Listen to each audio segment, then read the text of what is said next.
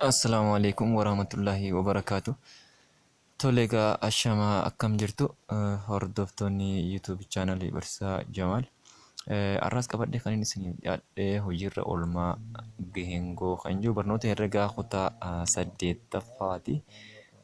Mee hojiirra oolmaa geengoo kan jiru jalatti fakkeenya kenname tokko haa ilaallu.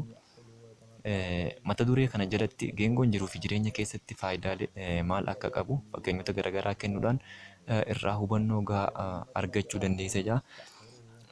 Fakkeenya kana yoo ilaallu fakkeenyi 8ffaa jira. Badhoon mana isaa irraa gara mana barumsaa biskileettii gommaan diiyaameetirii isaa 70 seentimeetiratti in deebi'a jira. Fageenyi mana barumsaa irraa hamma mana isaatti jiru kiiloomeetiraan 2.64. Badhoon baaskileetii kanaan mana isaa irraa hamma mana barumsaatti al tokko yoo deeme gommaan baaskileetii si'a meeqa naannawa jira. Egaa asirratti ammaan tana wanti addaan baafachuu qabnu gommaan kun si'a meeqa yoo naannee kiiloomeetira 2.64 kiiloomeetira kana yookiin inni kun gara meetiraatti gaafa jijjiiramu 2640 meetira. Fageenyi mana isaarraa ka'ee hanga mana barumsaatti inni deemu jechuudha. Fageenya kana deemuuf gommaan kun si'a meeqa naanna'uu qaba jaa. Egaa gommaan kun diiyaameetiriin isaa 70 saantimeetira. Diiyaameetiriin isaa 70 saantimeetira eega ta'e gommaan kun yoo lafarra diriirfame fakkeenyaaf gommaan akkanatti geengoo ta'ee jiru kun yoo diriirfamee ta'e hammam takka dheerata yookiin ammoo naannawaa geengoo barbaaduudha wajjin tokko jechuudha. Isa dheereessinee lafarra diriirsinee akka fakkeenyaaf waan addaan muramee tokko ta'e osoo akkana dheerate hangam takka dheerata kan jiru barbaaduun naannawaa geengoo yookiin marsaa geengoo yookiin marsaa gommaadhaa barbaadu jechuudha. Marsaa gommaa saayikilii kana barbaadu jechuudha. Egaa marsaa kana barbaaduudhaaf marsaa geengoo barbaaduudhaa wajjin wal qixxeedha. Marsaan geengoo akkamiin barbaadama? Marsaan geengoo siidaan bakka bu'aa saarkaanfiraansii jechuudha. Ingiliffaarraa kan dhufe saarkaanfiraansii jechuun marsaa jechuudha. Innis 2 paayii yookiin marsaan geengoo kun yookiin ammoo diiyaameetirii baay'isuu paayii jechuudha. Diiyaameetirii baay'isuu paayii jechuudha. Diiyaameetiriin nuu kennamee jira. Meeqaan nuu kenname? 70 nuu kenname. 70 saantimeetiraan nuu kenname. Paayiin ammoo 22 jala 7tu nuu kenname. Waliif baay'ifnaa jechuudha. Kana booda 70 hiruu 7 jechuun 10 ta'a. 10 baay'isuu 22 jechuun 220 ta'a. 220 kun maali? Saantimeetira. Saantimeetiraan hanga inni dheeratu jechuudha. Hanga gommaan kun dheeratu yookiin naannawaa gommaa kanaa jechuudha. Yookiin marsaa gommaa saayikilii kanaa 220 maaliin saantimeetiraan. Innummaan kun gara meetiraatti yoo jijjiirre immoo 2.2 meetira ta'a jechuudha. Eega naannawaa yookiin marsaa gommaa kanaa arganne amma deebinee maal barbaanna?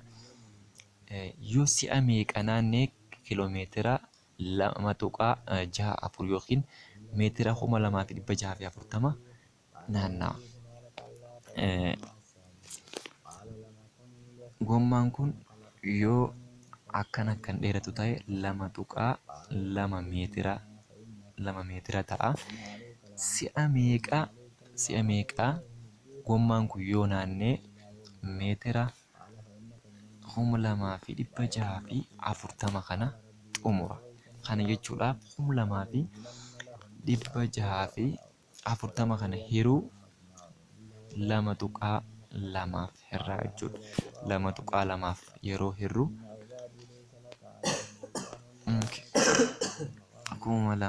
2640 meetira hiruu 2.2 meetiraaf gaafa hirru meetirri meetiraan badaa 2,640 kana hiruu 2.2 gaafa hirru 1,200 ta'a. 1,200 kun si'a 1,200 yoo naannee kiloomeetira 2,640 kana xumuraa jechuudha. Kun egaa asirratti wanti nuti hubannu hojiirra oolmaa geengoo yookiin jiruu fi jireenya keessatti geengoo maal akka inni fayyadu irraa barannaa jechuudha. Lammaffaa irratti fakkeenyi jiru obbo Tulluun raadiyeesii 3.5 meetira ta'een bal'ina geengawaa naannoo biqiltuu mooraa isaa keessa jiru afaa uwwisuu barbaade yookiin afata uwwisuu barbaade jedha. Bal'inni afaa uwwisamuu meeqa ta'a? Naannawaan afaa uwwisamuu meeqa ta'a jedha. Paayiidhaaf 22 jala 7 fayyadamee jee. Kana jechuun gaamma bal'ina geengoo tokkoo barbaannaa jechuudha. Wanti nuu kenname garuu raadiyeesiin nuu kennamee jira, paayiin nuu kennamee jira. Bal'ina geengoo akkamiin barbaadama? Area of the circle is equals to pi r square jenna. Bal'inni geengoo kanaa gaamma asirratti paayi baay'isuu r square goona. Paayiin immoo meeqa fayyadamee jee 22 jala 7 fayyadamee jee. R'n immoo 3.5 nuu kenname. Tole egaa 3.5 kana iskeerii yeroo goonu 12.25 ta'a. Jala 7 jenna. Kunis yeroo waliif baay'atu 22 baay'isuu 12.25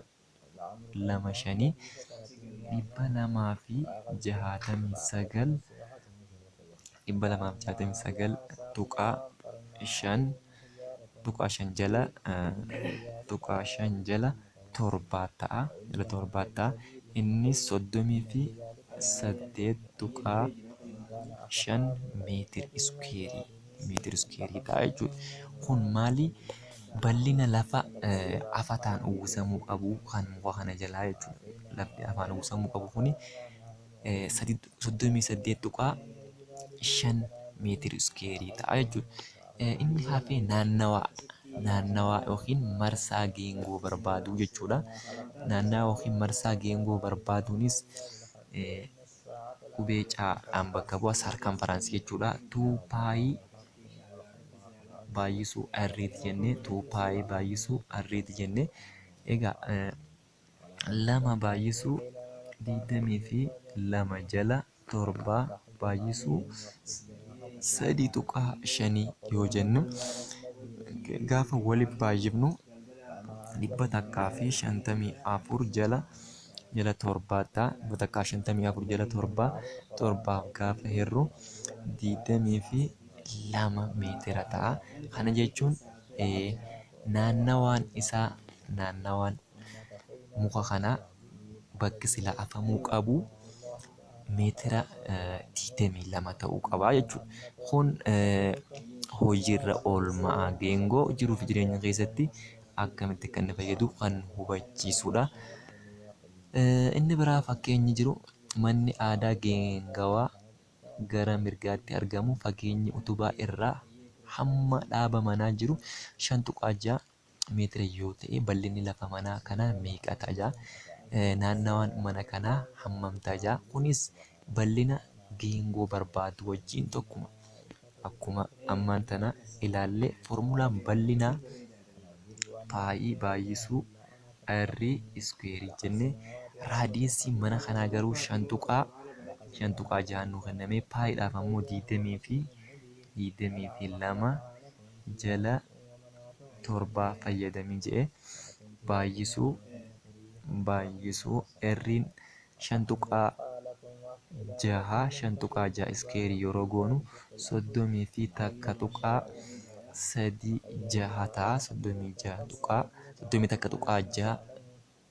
31.6 meetir iskeerii ta'a.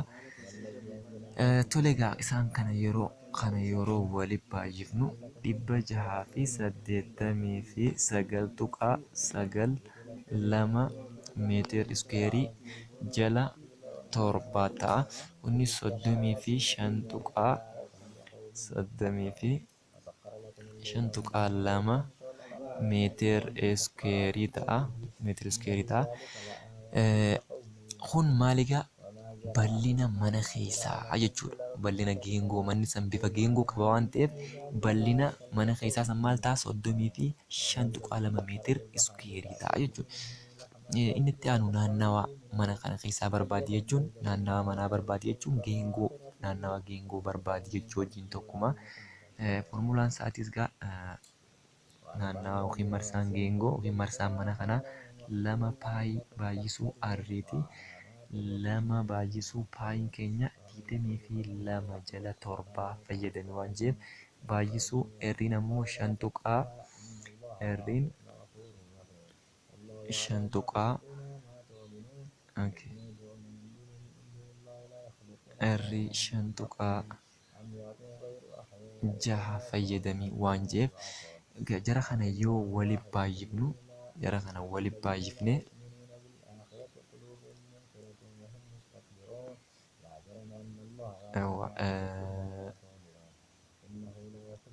dhiifama asirratti bal'inaa fi naannawa wal jijjiira waan ta'eef bal'inni gaafa barbaannu 689 jala torbaa gaafa hirru jala torbaaf gaafa hirru 98.5 seentimeetira yookiin meetir iskuweerii ta'a bal'ina jechuudha. Waliif baay'ifne torbaaf kan hirridha. Naannawaan yoo ta'e immoo naannawaanis 2 paayi errii foormuluma kanatti fayyadamne 2 baay'isuu bakka paayitti 22 jala torbaa 22 jala torbaa baay'isuu 5 tuqaa 6 meetira. Innis 246.4 meetira jala torbaatti jenna. Jala torbaa marratti inni 35.2 meetira ta'a. 35.2 meetira ta'a. Akka kanatti gaan hojiirra oolmaa yookiin faayidaa geengoo kan agarru naannawa mana kanaa gaamma naannawaan isaa hulaarraa ka'ee duubarra naannee namni tokko hulaarratti yoo deebi'e 35.2 meetira naannawaa jechuudha. Keessa isaa kana jechuudha yoonii fi ammoo afata kan afnu yoo ta'e wanti afata keessa isaa san guutuu shaffanu 98.5 meetir iskuweerii ta'uu qaba jechuudha.